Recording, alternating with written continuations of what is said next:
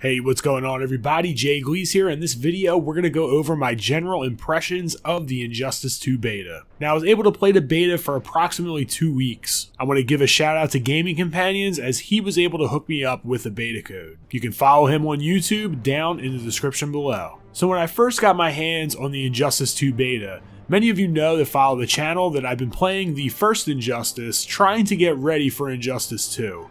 I played the first Injustice for only about 2 months. After about 2 months, I grew tired of the game, I didn't like it that much, and I traded it in and I never played it again. I figured going into Injustice 2 that it was time for me to pick up Injustice 1 because I'm going to get ready to play Injustice 2 competitively. And I will tell you, playing Injustice 1 for about a month before getting my hands on the Injustice 2 beta was absolutely fantastic. So many aspects of the game, down to combo strings, to the ways you play the game, to the wagering system of the Clash, all of that stuff translates over from Injustice 1 to Injustice 2. If you played the first Injustice, you're going to feel right at home playing Injustice 2. It's very, very similar and it's very rewarding in that aspect. There are certain things that they did add to the game that really make the game more interesting and more appealing in my opinion. So one of the things that they added were that some of the interactables are blockable and they do way less damage.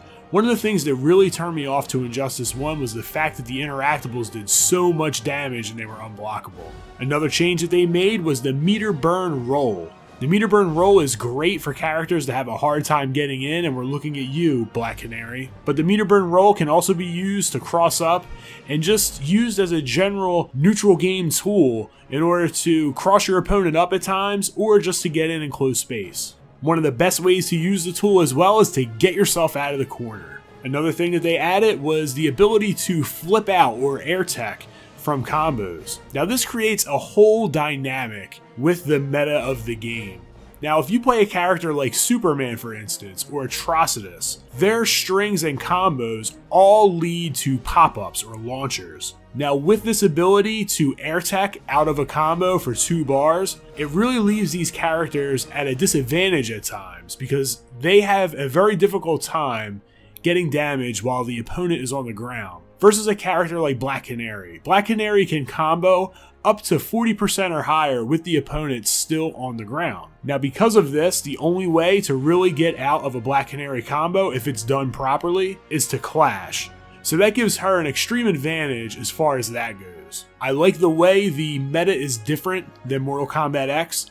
Mortal Kombat X is very high energy, frantic, if you will. A lot of times players are running in, there's not a very solid, we'll say, neutral game where people are jockeying for position back and forth.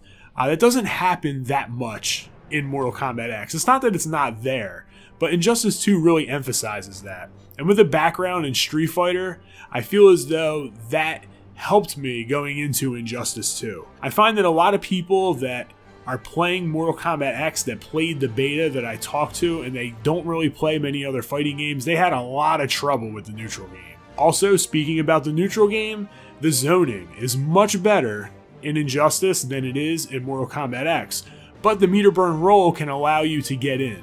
So there are ways to get in and you're not left with absolutely no tools in the zoning department. If you're playing a character like Black Canary who doesn't do very well against zoning, and most people want to keep her out, they're probably going to zone you. If you play Black Canary, I'm telling you right now, you're going to play against characters that want to keep you away.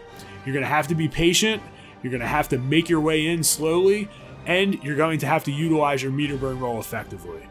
Unlike Mortal Kombat X, you're not going to be able to just run right in and combo, or run right in and throw, or down 4, or cut down space in that type of manner. If you want to do that, you're going to have to meter burn roll and you're going to have to use a bar to do it. So the first character that I used in the beta was Atrocitus. He was a character that really interested me. I did post some videos of gameplay with me using Atrocitus, which you can find down below in the description. Now Atrocitus is basically a mixed character. He can call the cat, he can use it to stay safe, he does a lot of great things with mix, he's a bit lumbering, slow. He's a character that's easy to keep out. So when I played with Atrocitus, I had the hardest time actually playing against Batman. The reason why Batman was so difficult for me to play against was because he was able to keep me out with his batarangs, and they fire so quickly that I couldn't counter with a puddle. And for those that don't know, the puddle does lift the character up. You can meter burn it, and you can combo with it, full combo, into a launcher. But because the projectiles from Batman as well as Blue Beetle were so fast, I wasn't able to really counter people using projectiles effectively. I feel that the way Injustice plays, because of things like that, it's going to be very matchup based. Mortal Kombat X was matchup based, but I think that Injustice 2 is going to be even more dependent on matchups. And if you look back to Injustice 1, that 100% was the case. The other character that I used was Superman, and Superman plays almost identical to the way that he plays in Injustice 1. And he was the character that I was using in Injustice 1 when I did pick up Injustice 1 again to try to practice before going into Injustice 2. So the transition going in, like I said, was relatively easy. The only real difference is that his scoop, you have to meter burn in order to make it a launcher. And I'm sure that there's other things, frame data differences, but other than that, the character plays almost identical to his predecessor. Overall, the netcode was absolutely great. I matched up with breaks multiple times. We were able to lab, go over combos, and kind of look at the game on a more intricate level rather than just playing player matches. And I think that that really helped me understand Injustice 2 a bit more. That was a great help. Now, because breaks doesn't live all that far from me, the netcode was great. When I matched up against people that were a little bit further away, the netcode was still very good. But at times, when you played someone that had a bad internet connection, of course, the netcode was bad. But it felt very similar to MKX. If someone just had a bad internet connection, their connection was bad, and that's normal. That's what's supposed to happen. If their connection was good, the connection was great. Had no issues, had no problems. I thought the netcode was really, really good, and it's definitely going to be appreciated going into Injustice 2, because we all know how Injustice 1 was with their netcode, and that was not good at all. So the next thing we're going to talk about is the gear. I'm not a huge fan. I'm just going to throw that out there right now. I don't really like the gear system much at all. I'm not really one for collectibles and power-ups in online settings, and in most cases, I'm probably just going to play ranked, or I'm going to play against my friends in lab and play high-level matches with them, and I'm probably not going to play with gear on ever. But that's not to say that some of you are going to do the same thing. I know that a lot of you are going to play with gear. And to let you know, there are definitely power-ups that will make your character have both better defense and offense, meaning they have more health and they're able to damage the opponent, sometimes double the amount at the end of a combo. I was playing against an Atrocitus, and I noticed that he didn't want to turn his gear off. I had relatively no gear, and I was playing against him, and I kept landing him in combos. Like, I was destroying this dude. And I wound up losing, and I'm like, man, this guy only got me in combo like twice. Like, he's like wiping my bar out. But I was kind of just playing. Like, I was, just practicing, labbing. I wasn't really taking the match very seriously. And then all of a sudden I look, and he does a combo, and he's doing 60% damage. And then I do a combo that's usually 40% with no gear on, and I'm doing 20%. So my damage was cut in half, and his was increased by about 20%. So that type of aspect I don't really like. I think it's kind of dumb. I do like the special abilities though. I think that adding the special abilities and being able to tailor your character to how you want to use them, or changing some of their abilities based off the matchup, I think is an absolutely fabulous thing. It reminds me of the variation system in MKX, and if they can balance it properly, I think it can be really good. Now the thing that kind of sucks is that you gotta have the gear with the attributes or the special abilities that you put on. So like, for instance, you either turn all the gear and special abilities off, or you turn all the gear and the special abilities on. There's no way to distinguish between the two. So I think that kind of sucks. I know that for competitive matches, you're not going to be able to use the abilities, at least as of now. That's the general consensus. You're definitely not going to be able to use them if the gear doesn't turn off. So that will never happen in competitive tournament mode. I think it's very unlikely that the abilities are even used. But if the abilities are separated from the gear somehow, or had a separate setting, you would be able to implement those in a tournament setting. At least there'd be a shot, there'd be a chance. Maybe they balance it right and they separate the two, and everybody's like, yo, like the abilities work great. Like, they're awesome. Maybe it'll work that way, I don't know. But as of right now, they're all linked together. So you either have to cut off all the gear with the abilities or leave it all on, which kind of sucks in my opinion. But we'll see moving forward. So as far as a tier system goes for the beta, I got that question like many times over. Like, what do I think about a tier list? It's very hard to give a tier list for a beta. You don't have all the characters in the game. So that's one of the major components, is where they match up. So to say that, you know, X, Y, and Z is in this order and that order, you know, it's really tough to do that.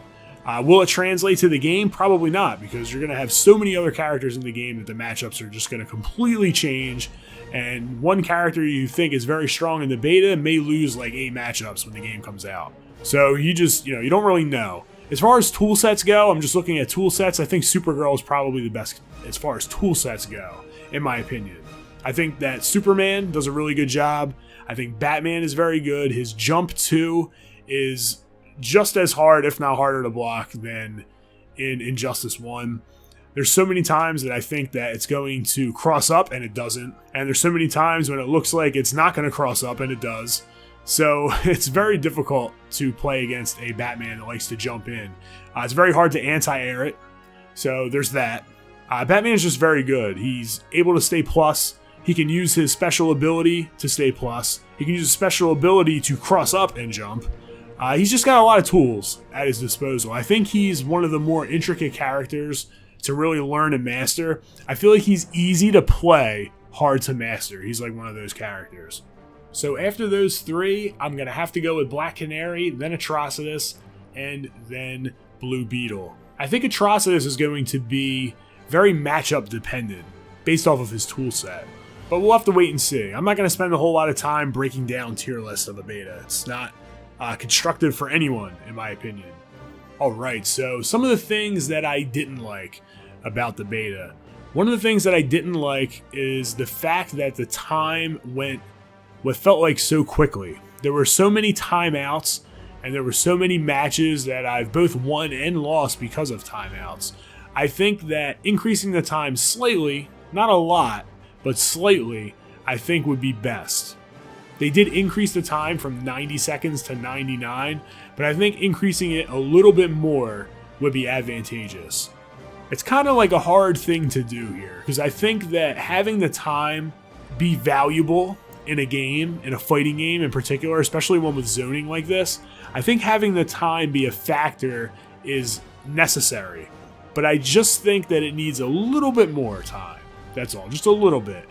I'm not saying to add, you know, another minute to the clock, but just a little bit, a couple seconds, maybe 10 more seconds, 20 more seconds, somewhere in that range. So I think that would work out really well, but we'll have to wait and see what happens. Another thing that I noticed is the fact that the damage is ridiculously high. Not only is it high with gear, but I'm talking competitive without gear. So even without gear, a lot of the damage can get up to 40 to 60%. There's actually a video that Flappy Sammy Hammy actually posted, and I saw that he got 100-something% with Superman in the corner. Now, I think that the damage needs to be scaled down a little bit, but I think that they're going to do that already. I think they're pretty aware of that, but I guess we'll have to wait and see. Alright, so the worst thing that I found in the beta is the fact that when you're holding back to block and go to a string or a hit that say forward 2, your special move will oftentimes come out. So if I back up and try to whiff punish with Atrocitus, for example, and I'm backing up and then I hit forward 2 to go in for one of my main strings, the breath will come out. The fire breath that he uses comes out. And I don't know why the inputs are so sensitive this way. Typically you would have to literally tap back forward 2 for it to come out. But in this game, for whatever reason, that happens. Also with quarter circle forward and quarter circle back as well. So let's say you have a string that starts with back 1, okay? And you're holding down and you're blocking. So you're blocking and then you hit back 1. The game will register that as a quarter circle back and your special move will come out instead of your string. So this needs to be fixed. The inputs on it are really rough sometimes, so it definitely needs to be fixed and something that needs to be looked into by NetherRealm. Also, I found that on the air text, like we talked about before, where you air tech out of a combo that you're being juggled. I feel as though it's hard sometimes, or I should say difficult, to flip out when you want to flip out. You kind of have to mash like the up and meter burn, and it sucks because you can't get out when you want to get out. It's very difficult to find the exact point where you have to flip out of particular combos. So that makes it a little bit difficult in my opinion. I think making it a little bit more forgiving would be best, but we'll have to wait and see when the game comes out. But other than that, I think that the beta was really, really good. I had a lot of fun playing the game. I think you're going to enjoy it. If you enjoyed Mortal Kombat X and you enjoy DC superheroes and you're into competitive fighting games, I think you're going to like it. So coming up on the channel, what we're actually going to do is we're going to count down the weeks till Injustice 2 releases. And the way we're going to do that is I'm going to be posting a new Injustice 2 video every week from now until the release of the game. I have so much awesome beta footage, both with commentary and with high-level players, that you're going to absolutely love it.